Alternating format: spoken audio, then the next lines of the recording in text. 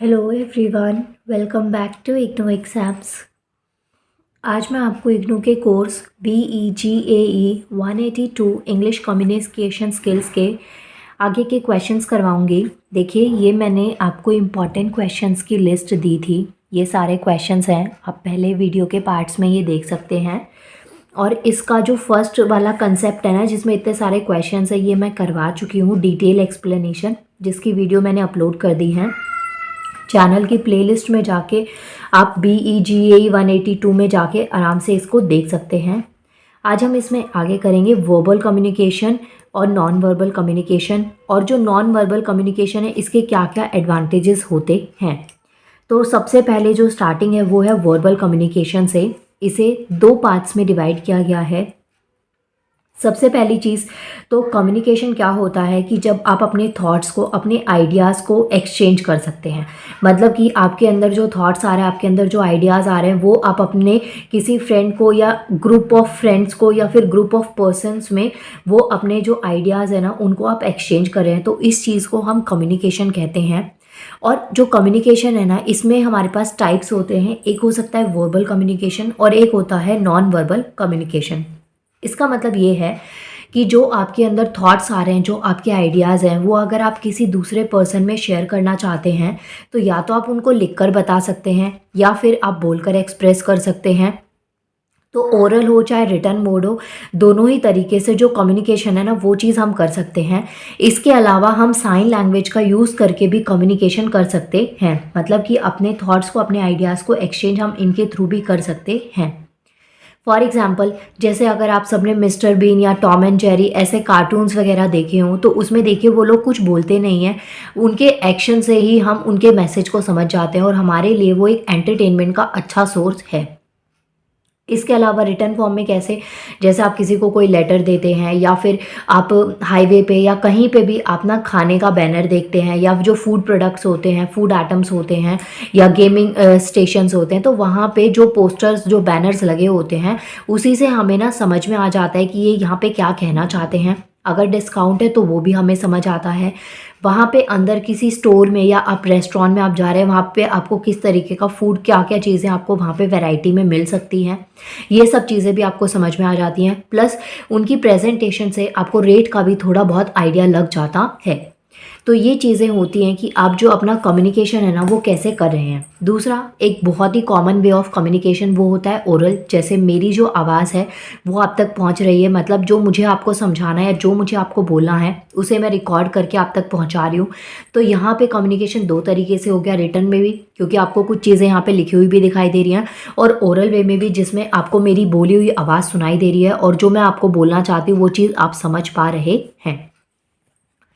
अब ये तो समझने के वे में हो गया। अब बात करते हैं कि अगर आपका एग्जाम में क्वेश्चन आता है ये, और जो कि आने के बहुत ज़्यादा चांसेस हैं, तो आप कैसे करेंगे। सो देखिए, वर्बल कम्युनिकेशन में सबसे पहले आता है हमारा ओरल और रिटन मोड्स। ओरल का मतलब कोई चीज़ आप क्या कर रहे हैं, बोलकर समझा रहे हैं, और रिटन मोड्स का मतलब कोई चीज़ आपके पास में लिखी हुई है और तब लिखी हुई बात चीज़ों से आप अपनी बातों को एक्सप्रेस कर रहे हैं।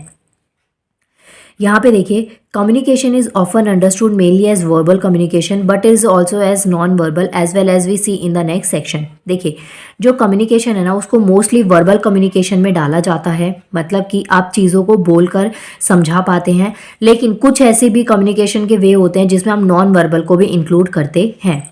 लेकिन वर्बल कम्युनिकेशन का दो पार्ट्स में डिवाइड है, यहाँ पे डिवीजन है, ओरल और रिटन मोड। तो मोस्टली केसेस में जो वर्बल कम्युनिकेशन है ना वो ज़्यादा कॉमन है, ज़्यादा फेमिलियर होते हैं लोग इससे as compare to non verbal communication. यहाँ पे आपको एक चार्ट दे रखा है, पाई चार्ट टाइप में ये दे रखा है। इसका यूज़ आप अपने आंसर में कर सकते हैं। यहाँ पे जो रेड वाला पोर्शन है ना ये हमारा वर्बल कम्युनिकेशन है, और जो ये ब्लू वाला पोर्शन है ये क्या है, नॉन वर्बल कम्युनिकेशन है। सो वर्बल कम्युनिकेशन क्या है, कम्युनिकेशन होता है जिसमें हम वर्ड्स का यूज़ कर सकते हैं। वर्ड्स को यूज़ करने में ये हमारा एक रिटन फॉर्म भी हो सकता है और ओरल फॉर्म भी हो सकता है। मतलब कि आप अपने आइडियाज़ को, अपने थॉट्स को बोलकर भी एक्सप्रेस कर सकते हैं और लिखकर भी एक्सप्रेस कर सकते हैं। ओरल का मतलब होता है कोई चीज़ को बोलकर एक्सप्रेस करना, और रिटन का मतलब होता है जब आप लिखकर उन चीज़ों को एक्सप्रेस करते हैं। जो ओरल कम्युनिकेशन है ना वो ज़्यादा नेचुरल है और एक स्पॉन्टेनियस है। मतलब कि जैसे आपको कोई मिला या आपकी किसी से बातचीत हो रही है और आपको अपने थॉट्स को एक्सप्रेस करना है, तो ओरल कम्युनिकेशन में क्या है, हमें सिर्फ एक मीडियम चाहिए होता है, और जो मीडियम हमारे अर्थ पे प्रेजेंट होता है, जैसे एयर एक मीडियम है जिसके थ्रू आपकी आवाज़ किसी दूसरे पर्सन तक पहुंच पाती है जब आप लाइव बात करते हैं। तो हमें सिर्फ एक कम्युनिकेशन के लिए एक मीडियम चाहिए होता है। ओरल कम्युनिकेशन इसलिए स्पॉन्टेनियस है, इसलिए इफेक्टिव है और इसलिए ऑन द स्पॉट होता है क्योंकि इसमें आपको किसी और सोर्स की ज़रूरत नहीं पड़ती है।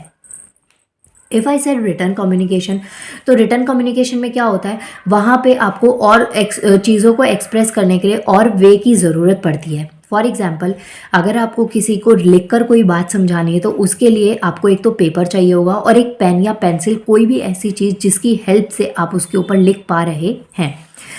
हमारे पास में जो कम्युनिकेशन है ना, इसके बहुत सारे वेज होते हैं, लेकिन जो ओरल कम्युनिकेशन है वो बहुत ज़्यादा नेचुरल और एक स्पॉन्टेनियस मोड माना जाता है मोस्ट ऑफ द टाइम। अगर हम फॉर्मल कम्युनिकेशन की बात करें तो उसमें हम रिटर्न कम्युनिकेशन का यूज़ करते हैं। फॉर्मल का मतलब जैसे कि आपके एरिया में कोई प्रॉब्लम है या फिर आप कहीं पे आपके कॉलेज में, आपकी क्लासरूम में कहीं किसी टाइप की कोई दिक्कत है, तो आप अपने डीन को जब बताते हैं, प्रोफेसर्स को अगर आप कुछ बताते हैं, तो उस टाइम पे आप रिटर्न कंसेप्ट का यूज़ करते हैं, क्योंकि उसमें हम बहुत ही जो वोकैबुलरी होती है, जो वर्ड्स होते हैं, वो बहुत ही सेलेक्टिव वर्ड्स का यूज़ करते हैं। क्योंकि बोलते टाइम पे क्या होता है, हमारा कई बार वर्ड्स पे कमांड नहीं होती, तो हम कुछ भी बोलकर एक्सप्रेस कर देते हैं, और बोलते टाइम पे वर्ड्स जो है ना वो कई बार गलत भी हो जाते हैं। लेकिन जब हमारा रिटर्न कम्युनिकेशन होता है, जैसे आप फॉर्मल वे में किसी को कोई किसी अथॉरिटी में जब लेटर लिखते हैं, कोई कहीं पे कोई कंप्लेन करते हैं, तो आपके जो वर्ड्स होते हैं वो बहुत ही सेलेक्टिव होते हैं, जिससे कि आपकी बात को अच्छे तरीके से समझा जाए और उस पर गौर किया जाए। जो फॉर्मल सिचुएशन होती है ना, उसमें मोस्टली हम रिटर्न कम्युनिकेशन का यूज़ करते हैं, क्योंकि हर किसी से ना हम ओरली बात नहीं कर सकते। अगर मानिए आपके एरिया में कोई प्रॉब्लम है तो वहाँ पे आप नॉर्मल लेवल पे तो बात कर सकते हैं, लेकिन जब आपको बात अपनी बहुत बड़ी पोस्ट तक पहुँचानी होती है तो वहाँ पे आपको डायरेक्ट कॉन्टैक्ट नंबर या डायरेक्ट बात करने की पॉसिबिलिटीज़ आपके पास में नहीं होती हैं। फॉर्मल सिचुएशन में मोस्टली हम रिटर्न कम्युनिकेशन करते हैं।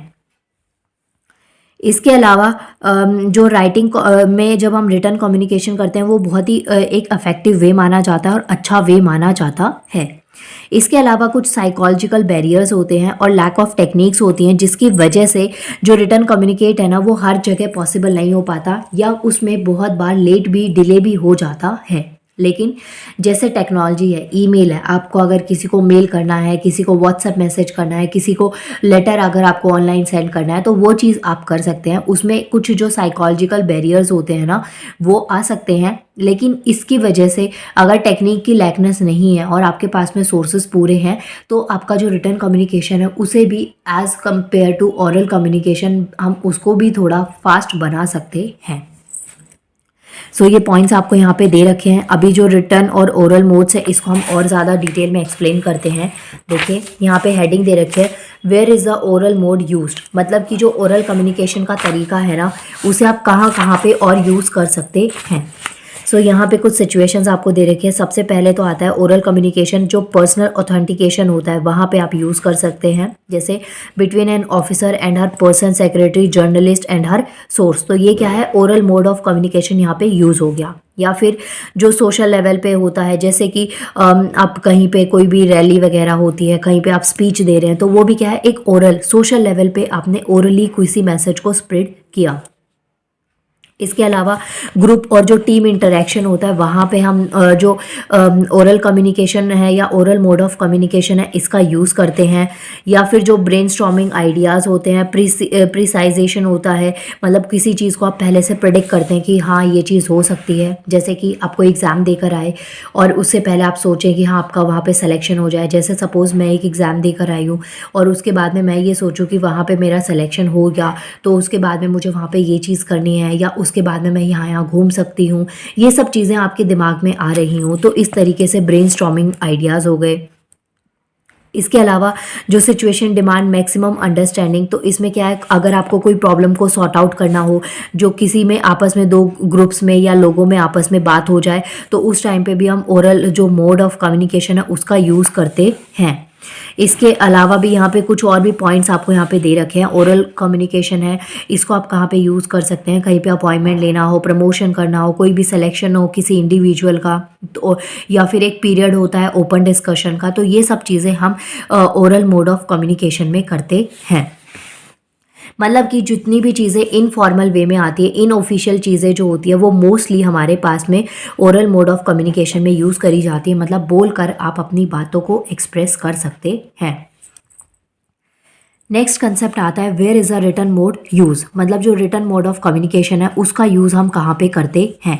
तो जो डेटा आपको स्टोर करना हो, जिसको दोबारा आपको यूज़ करना हो, दोबारा आपको पढ़ना हो, समझना हो, या उसकी ज़रूरत आपको उस डेटा की ज़रूरत दोबारा पड़ जाए, तो वहाँ पे रिटन मोड ऑफ कम्युनिकेशन का यूज़ किया जाता है। और मोस्टली जो ऑफिशियल रिकॉर्ड्स होते हैं, जैसे बैंकिंग सेक्टर में या फिर किसी ऑफिस वर्क में, मेडिकल क्लेम आपको करना हो, मेडिकल हिस्ट्री जो आपकी हो, तो जो ऑफिशियल रिकॉर्ड्स होते हैं उनको हम रिटन मोड ऑफ कम्युनिकेशन में यूज़ करते हैं। इसके अलावा कोई डिसीजन है, कोई रूल आपको बनाना है, तो ऐसी चीज़ों में आप हमेशा जो रिटन मोड ऑफ कम्युनिकेशन होता है उसका यूज़ करते हैं। इसके अलावा यहाँ पे बहुत बहुत सारी आपको रिटन मोड ऑफ कम्युनिकेशन के एग्जांपल दे रखे हैं, जैसे कुछ प्लान्स हैं, कुछ प्रपोजल्स हैं, या फिर गोल्स हैं। एक कंपनी है आपकी, वहाँ पे आप अपने गोल्स को सेट कर रहे हैं कि आपकी कंपनी को यहाँ पे इतना टाइम पीरियड में इतनी चीज़ों को अचीव करना है। उसके लिए आप कुछ रूल्स, रेगुलेशन, टाइम टेबल्स, कुछ स्केड्यूल सेट करते हैं, और वो जो टीम लीडर्स होते हैं उनको आप हैंड ओवर कर देते हैं कि जो उनकी टीम में जितने भी एम्प्लॉयज़ हैं या जो जितने भी टीम मेंबर्स हैं, उन सबको इन चीज़ों को फॉलो करना पड़ेगा। तो ये सब चीज़ें जो हैं, ये सब चीज़ें जो रिक्वायरमेंट होती है, ये हमारे पास रिटन मोड ऑफ कम्युनिकेशन में आती हैं। या फिर लिस्ट ऑफ हॉलीडेज़ को आपको सर्कुलेट करना है।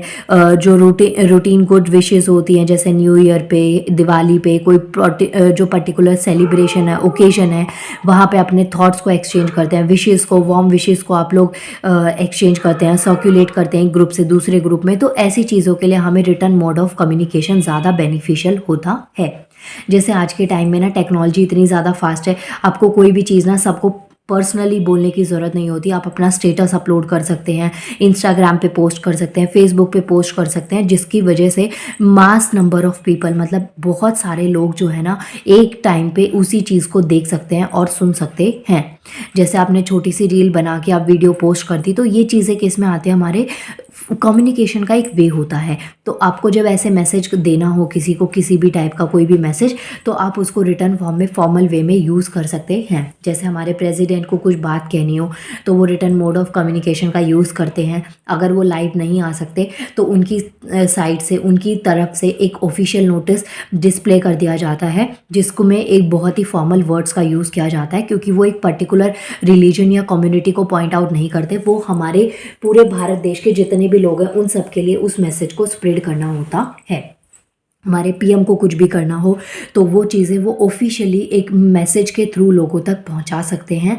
और वो जो मोड ऑफ कम्युनिकेशन होता है, वो mostly mode of communication written mode of communication होता है, जब ऐसे सिचुएशन हो कि वो बोलकर अपनी बातों को एक्सप्रेस नहीं कर पाते हों। अभी देखिए, एक बार फिर से थोड़ा सा बताती हूँ मैंने अभी तक आपको क्या बताया।